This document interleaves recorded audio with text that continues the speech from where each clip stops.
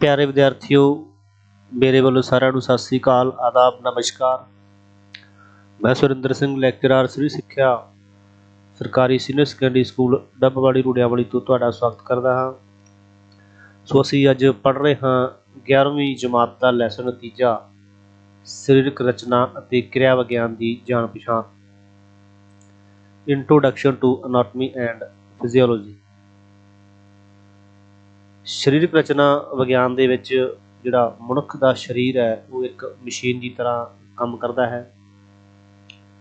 ਜਿਸ ਤਰ੍ਹਾਂ ਇੱਕ ਮਸ਼ੀਨ ਦੇ ਪੁਰਜੇ ਮਿਲ ਕੇ ਕੰਮ ਕਰਦੇ ਹਨ, ਉਸੇ ਤਰ੍ਹਾਂ ਮਨੁੱਖ ਦੇ ਸਰੀਰ ਦੇ ਅੰਗ ਵੀ ਮਿਲ ਕੇ ਸਾਰੇ ਸਰੀਰ ਦੀਆਂ ਜਿਹੜੀਆਂ ਪ੍ਰਣਾਲੀਆਂ ਨੂੰ ਚਲਾਉਂਦੇ ਹਨ ਅਤੇ ਸਰੀਰ ਦਾ ਇੱਕ ਮਸ਼ੀਨ ਦੀ ਤਰ੍ਹਾਂ ਲਗਾਤਾਰ ਕੰਮ ਕਰਦਾ ਰਹਿੰਦਾ ਹੈ। ਇਸ ਵਿੱਚ ਅਸੀਂ ਜਾਣਕਾਰੀ ਹਾਸਲ ਕਰਾਂਗੇ ਕਿ ਸਰੀਰ ਰਚਨਾ ਕੀ ਹੈ ਅਤੇ ਇਹ ਕੰਮ ਕਿਸ ਤਰ੍ਹਾਂ ਕਰਦਾ ਹੈ। ਸੋ ਸਾਡਾ ਸਰੀਰ ਜੋ ਹੈ ਉਹ ਲਗਾਤਾਰ ਮਸ਼ੀਨ ਦੀ ਤਰ੍ਹਾਂ ਕੰਮ ਕਰਦਾ ਰਹਿੰਦਾ ਹੈ। ਨੈਕਸਟ ਹੈ ਸਰੀਰਕ ਰਚਨਾ ਵਿਗਿਆਨ, ਅਨਾਟਮੀ। ਸਰੀਰਕ ਰਚਨਾ ਤੇ ਕਿਰਿਆ ਵਿਗਿਆਨ ਪੂਰੇ ਸਰੀਰ ਦੇ ਢਾਂਚੇ ਦਾ ਅਧਿਐਨ ਕਰਨ ਵਾਲਾ ਵਿਗਿਆਨ ਹੈ। ਇਸ ਦੇ ਅਧਿਐਨ ਦੇ ਨਾਲ ਮਨੁੱਖੀ ਸਰੀਰ ਦੇ ਸਾਰੇ ਅੰਗਾਂ ਦੀ ਬਣਾਵਟ, ਉਸ ਦਾ ਆਕਾਰ, ਉਸ ਦਾ ਰੂਪ ਅਤੇ ਸਥਿਤੀ ਬਾਰੇ ਸਾਨੂੰ ਜਾਣਕਾਰੀ ਮਿਲਦੀ ਹੈ। ਸਰੀਰਕ ਰਚਨਾ ਦਾ ਅਧਿਐਨ ਕਰਕੇ ਅਸੀਂ ਇਹ ਪਤਾ ਲਗਾ ਸਕਦੇ ਹਾਂ ਕਿ ਸਰੀਰ ਦੇ ਅੰਗਾਂ ਦਾ ਜਨਮ ਮਨੁੱਖੀ ਸੈੱਲ ਦੇ ਪੈਦਾ ਹੋਣ ਦੇ ਨਾਲ ਹੋਇਆ ਹੈ। ਉਸ ਸੈੱਲ ਦੇ ਸਮੂਹ ਤੋਂ ਜਿਹੜੇ ਉਹ ਟਿਸ਼ੂ ਬਣਦੇ ਹਨ ਅਤੇ ਟਿਸ਼ੂਆਂ ਤੋਂ ਅੱਗੇ ਅੰਗ ਬਣਦੇ ਹਨ ਅਤੇ ਅੰਗਾਂ ਦੇ ਸੁਮੇਲ ਤੋਂ ਹੀ ਜਿਹੜੀ ਉਹ ਅੰਗ ਪ੍ਰਣਾਲੀ ਬਣਦੀ ਹੈ। ਸੋ ਅਸੀਂ ਇਹ ਪਤਾ ਕਰਦੇ ਹਾਂ ਕਿ ਸਭ ਤੋਂ ਜਿਹੜੀ ਛੋਟੀ ਇਕਾਈ ਜਿਹੜੀ ਹੈ ਉਹ ਹੈ ਸੈੱਲ। ਫਿਰ ਜੋ ਸੈੱਲ ਜਦੋਂ ਇਕੱਠੇ ਹੋ ਜਾਂਦੇ ਹਨ, ਫਿਰ ਸੈੱਲਾਂ ਦੇ ਸਮੂਹ ਤੋਂ ਜਿਹੜੇ ਟਿਸ਼ੂ ਬਣ ਜਾਂਦੇ ਹਨ। ਟਿਸ਼ੂ ਜਦੋਂ ਮਿਲਦੇ ਹਨ ਤਾਂ ਉਹ ਅੰਗ ਬਣ ਜਾਂਦੇ ਹਨ। ਜਦੋਂ ਅੰਗ ਮਿਲ ਜਾਂਦੇ ਹਨ ਤਾਂ ਉਹ ਇੱਕ ਪ੍ਰਣਾਲੀ ਬਣ ਜਾਂਦੀ ਹੈ। ਅਤੇ ਇਸ ਦੇ ਨਾਲ ਕੀ ਹੈ, ਜਿਹੜੀ ਉਹ ਅਲੱਗ-ਅਲੱਗ ਸਰੀਰ ਦੇ ਵਿੱਚ ਪ੍ਰਣਾਲੀਆਂ ਹੁੰਦੀਆਂ ਹਨ, ਉਹ ਅਲੱਗ-ਅਲੱਗ ਕੰਮ ਕਰਦੀਆਂ ਹਨ।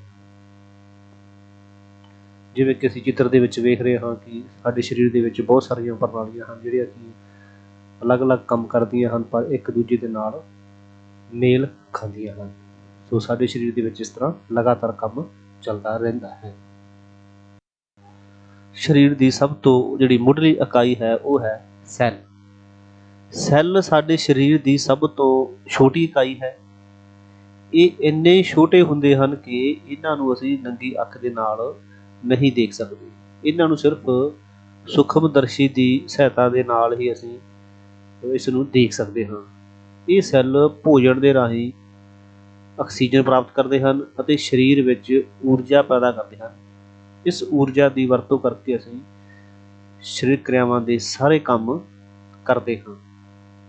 ਜਿਹੜੇ ਸੈੱਲ ਜੋ ਹੈ ਮੇਨ, ਉਹ ਜਿਹੜੇ ਬਾਡੀ ਬਲੋਕਰ ਹਨ ਸਾਡੇ ਸਰੀਰ ਦੇ। ਜਿਵੇਂ ਕਿ ਇੱਕ ਬਿਲਡਿੰਗ ਨੂੰ ਬਣਾਉਣ ਦੇ ਲਈ ਸਾਨੂੰ ਨੀਂਹ ਰੱਖੀ ਜਾਂਦੀ ਹੈ, ਉਸੇ ਤਰ੍ਹਾਂ ਹੀ ਇੱਕ ਸਰੀਰ ਨੂੰ ਬਣਾਉਣ ਦੇ ਲਈ ਸਭ ਤੋਂ ਜਿਹੜੀ ਪਹਿਲੀ ਮੁੱਢਲੀ ਇਕਾਈ ਉਹ ਸੈੱਲ ਹੈ। ਸੈੱਲ ਤਕਰੀਬਨ ਬਾਡੀ ਦੇ ਵਿੱਚ 200 ਤੋਂ ਵੱਧ ਤਰ੍ਹਾਂ ਦੇ ਜਿਹੜੇ ਬਾਡੀ ਦੇ ਵਿੱਚ ਉਹ ਸੈੱਲ ਪਾਏ ਜਾਂਦੇ ਹਨ। ਜਿਵੇਂ ਕਿ ਅਸੀਂ ਗੱਲ ਕਰਦੇ ਹਾਂ ਕਿ RBC, red blood cell, white blood cell, platelet, nerve cell, muscle cell, ਜਿਵੇਂ bone cell, skin cell, fat cell. ਇਸ ਤਰ੍ਹਾਂ ਮੈਂ ਕੁੱਲ ਮਿਲਾ ਕੇ ਤਕਰੀਬਨ ਬਾਡੀ ਦੇ ਵਿੱਚ 200 ਤਰ੍ਹਾਂ ਦੇ ਜਿਹੜੇ ਸੈੱਲ ਆ ਉਹ ਪਾਏ ਜਾਂਦੇ ਹਨ।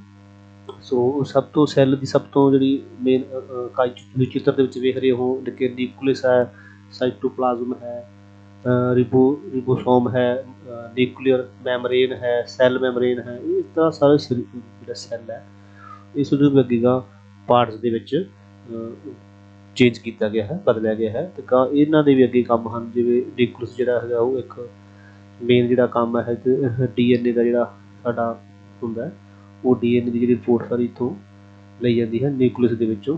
ਇਹ ਸੈੱਲ ਦਾ ਸਭ ਤੋਂ ਮੇਨ ਪਾਰਟ ਹੈ। So next, ਤੰਤੂ। ਸੈੱਲ ਦੇ ਸਮੂਹ ਤੋਂ ਤੰਤੂ ਬਣਦੇ ਹਨ। ਜਦੋਂ ਇੱਕੋ ਬਣਤਰ ਵਾਲੇ ਸੈੱਲ ਇਕੱਠੇ ਹੋ ਜਾਂਦੇ ਹਨ ਤਾਂ ਉਹ ਕੰਮ ਕਰਦੇ ਹਨ, ਤਾਂ ਉਹ ਉਹਨਾਂ ਦੇ ਸਮੂਹ ਨੂੰ ਜਿਹੜਾ ਉਹ ਤੰਤੂ ਕਿਹਾ ਜਾਂਦਾ ਹੈ। ਇਹਨਾਂ ਤੰਤੂਆਂ ਦੇ ਵਿੱਚ ਤਕਰੀਬਨ ਘੱਟ ਤੋਂ ਘੱਟ 60 ਤੋਂ 90% ਜਿਹੜਾ ਉਹ ਪਾਣੀ ਹੁੰਦਾ ਹੈ। ਇਸ ਤਰ੍ਹਾਂ ਮਨੁੱਖੀ ਸਰੀਰ ਦੇ ਵਿੱਚ 4 ਕਿਸਮ ਦੇ ਜਿਹੜੇ ਤੰਤੂ ਪਾਏ ਜਾਂਦੇ ਹਨ, ਜਿਵੇਂ ਕਿ ਬੰਧਕ ਤੰਤੂ ਐਪੀਥੀਲੀਅਲ ਟਿਸ਼ੂ, ਚਮੜੀ ਤੰਤੂ ਕਨੈਕਟਿਵ ਟਿਸ਼ੂ, ਪੱਠੇ ਤੰਤੂ ਮਸਲ ਟਿਸ਼ੂ ਅਤੇ ਨਾੜੀ ਤੰਤੂ ਯਾਨੀ ਕਿ ਨਰਵ ਟਿਸ਼ੂ। ਇਸ ਤਰ੍ਹਾਂ ਮਿਲਾ ਕੇ ਜਿਹੜੇ ਆ ਇਹ ਬੋਡੀ ਦੇ ਵਿੱਚ 4 ਤਰ੍ਹਾਂ ਦੇ ਜਿਹੜੇ ਟਿਸ਼ੂ ਆ ਉਹ ਪਾਏ ਜਾਂਦੇ ਹਨ। ਜਿਹੜੇ ਇਹ ਟਿਸ਼ੂ ਹੈਗੇ ਆ ਇਹ ਤਕਰੀਬਨ ਐਪੀਥੀਲੀਅਲ ਟਿਸ਼ੂ ਜਿਹੜੇ ਹੁੰਦੇ ਆ ਉਹ ਸਾਰੇ ਅੰਗਾਂ ਦੀ ਜਿਹੜੀ ਆ ਉਹ ਕਵਰਿੰਗ ਕਰਦੇ ਹਨ। ਇਹ ਵੱਡੀ ਆਂਦਰਾ, ਛੋਟੀ ਆਂਦਰਾ, ਮਿਹਦਾ ਇਹਨੂੰ ਕਵਰ ਕਰਦੇ ਹਨ। ਜਿਹੜੇ ਕਨੈਕਟਿਵ ਟਿਸ਼ੂ ਹੁੰਦੇ ਆ ਇਹ ਸਾਨੂੰ ਬਿਮਾਰੀਆਂ ਤੋਂ ਬਚਾਉਂਦੇ ਹਨ, ਬੋਡੀ ਦੀ ਜਿਹੜੀ ਰਿਪੇਅਰ ਆ ਉਹ ਕਰਦੇ ਰਹਿੰਦੇ ਹਨ ਸਮੇਂ ਸਮੇਂ 'ਤੇ। ਜਿਹੜੇ ਮਸਲ ਟਿਸ਼ੂ ਹੈ ਇਹ ਜਿਹੜੇ ਹੈਗੇ ਆ ਇਹ ਬੋਡੀ ਪਾਰਟਸ ਦੀ ਜਿਹੜੇ ਆ ਮੂਵਮੈਂਟ ਨੂੰ ਕਰਦੇ ਹਨ। ਨਰਵ ਟਿਸ਼ੂ ਜਿਹੜੇ ਹੈਗੇ ਆ ਇਹ ਸਾਡੇ ਬ੍ਰੇਨ ਹੈ ਜਿਵੇਂ ਇਸ ਨੂੰ ਕੰਟਰੋਲ ਕਰਦੇ ਹਨ, ਮਸਲ ਨੂੰ ਕੰਟਰੋਲ ਕਰਦੇ ਹਨ। ਸੋ ਇਹਨਾਂ ਟਿਸ਼ੂ ਦਾ ਅਲੱਗ-ਅਲੱਗ ਕੰਮ ਹੁੰਦਾ ਹੈ ਜਿਹੜੇ ਕਿ ਲਗਾਤਾਰ ਕਰਦੇ ਰਹਿੰਦੇ ਹਨ। ਨੈਕਸਟ ਹੈ ਅੰਗ। ਤੰਤੂਆਂ ਦੇ ਸਮੂਹ ਤੋਂ ਅੰਗਾਂ ਦਾ ਨਿਰਮਾਣ ਹੁੰਦਾ ਹੈ। ਇਹ ਅੰਗ ਇੱਕੋ ਕਿਸਮ ਦੀ ਬਣਤਰ ਅਤੇ ਕੰਮ ਕਰਨ ਵਾਲੇ ਜਿਹੜੇ ਸੈੱਲਾਂ ਦਾ ਸਮੂਹ ਹੁੰਦਾ ਹੈ, ਜਿਵੇਂ ਦਿਲ, ਦਿਮਾਗ, ਅੰਤੜੀਆਂ, ਪੇਟ, ਫੇਫੜੇ, ਜੀਭ, ਗੁਰਦੇ, ਛੋਟੀ ਆਂਦਰ, ਵੱਡੀ ਆਂਦਰ, ਲੀਵਰ ਆਦਿ। ਇਹ ਜਿਹੜੇ ਸਾਰੇ ਅੰਗ ਹੈ ਇਹ ਸੈੱਲਾਂ ਤੰਤੂਆਂ ਦੇ ਮੇਲ ਤੋਂ ਬਣੇ ਹੁੰਦੇ ਹਨ। ਜਿਹੜੇ ਇਹ ਅੰਗ ਜਦੋਂ ਹੈਗੇ ਆ ਇਹ ਆਪਣੀ ਕਿਸਮ ਦੇ ਅਲੱਗ-ਅਲੱਗ ਸੈੱਲ ਅਤੇ ਤੰਤੂਆਂ ਤੋਂ ਬਣੇ ਹੁੰਦੇ ਹਨ। ਜਿਵੇਂ ਕਿ ਜਿਹੜਾ ਦਿਲ ਦੇ ਜਿਹੜੇ ਹੈਗੇ ਆ ਤੰਤੂ ਸੈੱਲ ਆ ਉਹ ਅਲੱਗ ਕਿਸਮ ਦੇ ਹਨ, ਦਿਮਾਗ ਦੇ ਅਲੱਗ ਕਿਸਮ ਦੇ ਹਨ। ਸੋ ਸਾਰੇ ਜਿਹੜੇ ਇਹ ਅੰਗ ਆ ਉਹ ਮਿਲ ਕੇ ਆਪਸ ਵਿੱਚ ਕੰਮ ਕਰਦੇ ਹਨ, ਭਾਵੇਂ ਕਿ ਉਹ ਅਲੱਗ-ਅਲੱਗ ਅੰਗਾਂ ਦੇ ਤੰਤੂਆਂ ਦੇ ਬਣੇ ਹੋਣ, ਪਰ ਇਹਨਾਂ ਦਾ ਆਪਸ ਵਿੱਚ ਤਾਲਮੇਲ ਬਹੁਤ ਹੁੰਦਾ ਹੈ। ਨੈਕਸਟ ਹੈ ਪ੍ਰਣਾਲੀ। ਇੱਕੋ ਤਰ੍ਹਾਂ ਨਾਲ ਕੰਮ ਕਰਨ ਵਾਲੇ ਅੰਗ ਇਕੱਠੇ ਹੋ ਕੇ ਪ੍ਰਣਾਲੀ ਬਣਾਉਂਦੇ ਹਨ, ਜਿਵੇਂ ਲਹੂ ਕੀੜ ਪ੍ਰਣਾਲੀ, ਸਾਹ ਪ੍ਰਣਾਲੀ, ਮਾਸ ਪੱਠਾ ਪ੍ਰਣਾਲੀ, ਮਲ ਤਿਆਗ ਪ੍ਰਣਾਲੀ, ਨਾੜੀ ਪ੍ਰਣਾਲੀ, ਡਾਈਜੈਸਟਿਵ ਸਿਸਟਮ ਤੇ ਇਸ ਤੋਂ ਆਦਿ। ਇਹ ਸਾਰੇ ਅੰਗ ਇੱਕ ਦੂਜੇ ਦੇ ਸਹਿਯੋਗ ਦੇ ਨਾਲ ਲਗਾਤਾਰ ਕੰਮ ਕਰਦੇ ਰਹਿੰਦੇ ਹਨ। ਜਿਵੇਂ ਕਿ ਤੁਸੀਂ ਚਿੱਤਰ ਦੇ ਵਿੱਚ ਦੇਖ ਰਹੇ ਹੋ ਕਿ ਜਿਹੜੇ ਪ੍ਰਣਾਲੀਆਂ ਜਿਹੜੀਆਂ ਉਹਨਾਂ ਦੇ ਚਿੱਤਰ ਦਿਖਾਏ ਹੋਏ ਹਨ, ਤੁਸੀਂ ਦੇਖ ਸਕਦੇ ਹੋ ਉਹਦੇ ਵਿੱਚ ਕਿ ਜਿਹੜੀਆਂ ਇਹ ਪ੍ਰਣਾਲੀਆਂ ਹਨ ਇਹ ਅਲੱਗ-ਅਲੱਗ ਤਰ੍ਹਾਂ ਦੇ ਕੰਮ ਕਰਦੀਆਂ ਹਨ ਔਰ ਅਲੱਗ-ਅਲੱਗ ਮਸਲਜ਼ ਟਿਸ਼ੂਜ਼ ਦੇ ਨਾਲ ਬਣੀਆਂ ਹੁੰਦੀਆਂ ਹਨ, ਪਰ ਫਿਰ ਵੀ ਇੱਕ ਦੂਜੇ ਦੇ ਨਾਲ ਮਿਲ ਕੇ ਇਹ ਕੰਮ ਕਰਦੀਆਂ ਹਨ। ਨੈਕਸਟ ਹੈ ਸਰੀਰਕ ਪ੍ਰਬੰਧ, ਫਿਜ਼ੀਕਲ ਮੈਨੇਜਮੈਂਟ।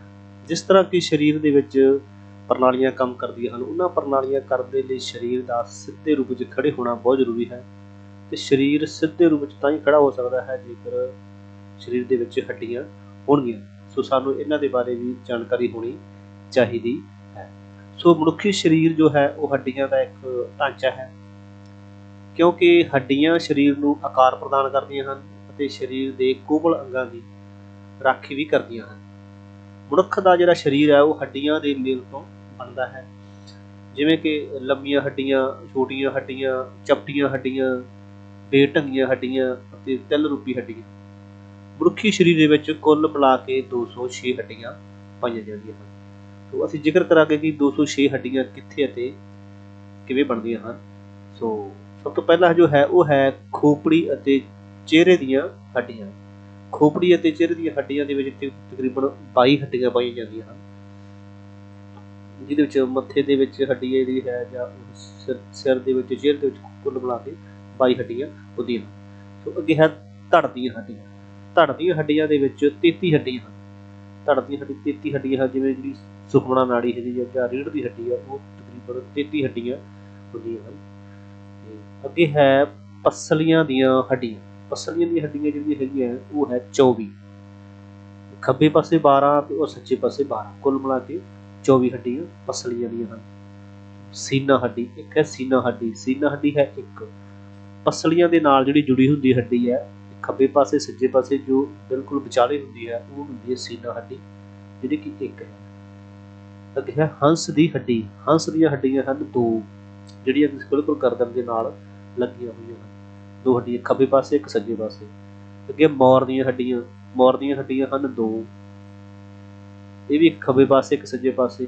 ਅੱਗੇ ਬਾਹਾਂ ਦੀਆਂ ਹੱਡੀਆਂ, ਇਹ ਹਨ 60, ਮਤਲਬ 30 ਖੱਬੀ ਬਾਂਹ 'ਚ ਔਰ 30 ਸੱਜੀ ਬਾਂਹ 'ਚ, ਕੁੱਲ ਮਿਲਾ ਕੇ 60 ਹੱਡੀਆਂ ਹਨ। ਅੱਗੇ ਲੱਤਾਂ ਦੀਆਂ ਹੱਡੀਆਂ।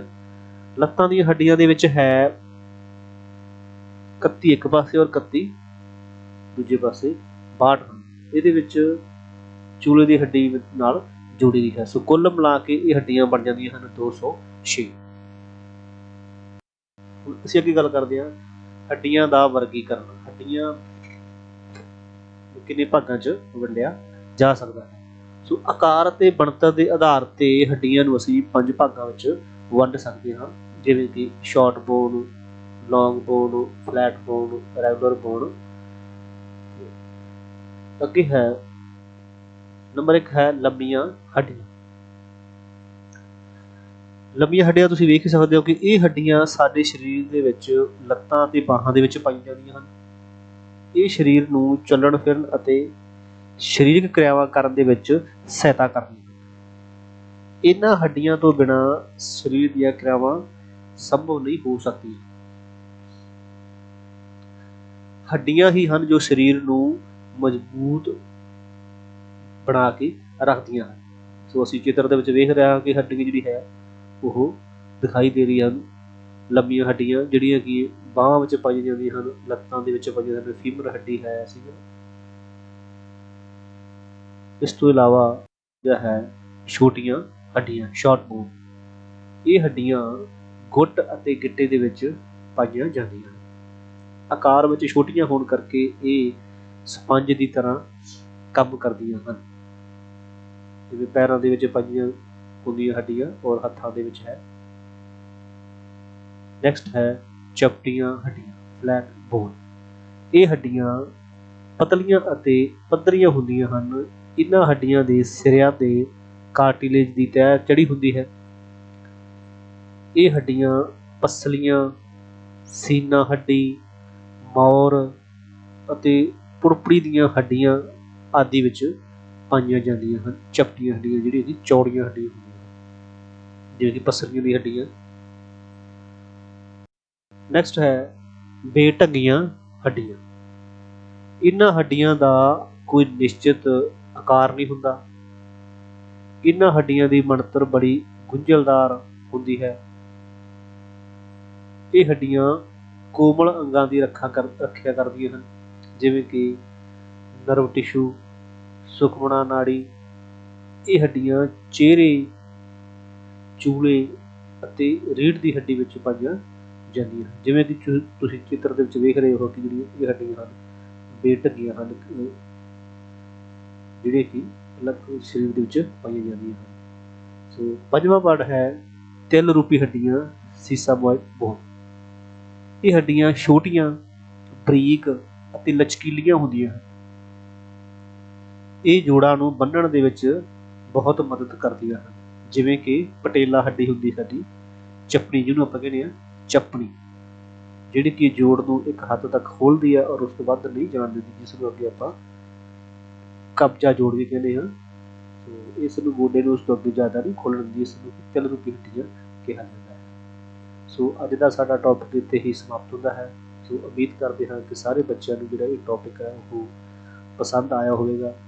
ਸੋ ਸਾਰਿਆਂ ਦਾ ਬਹੁਤ ਬਹੁਤ ਧੰਨਵਾਦ।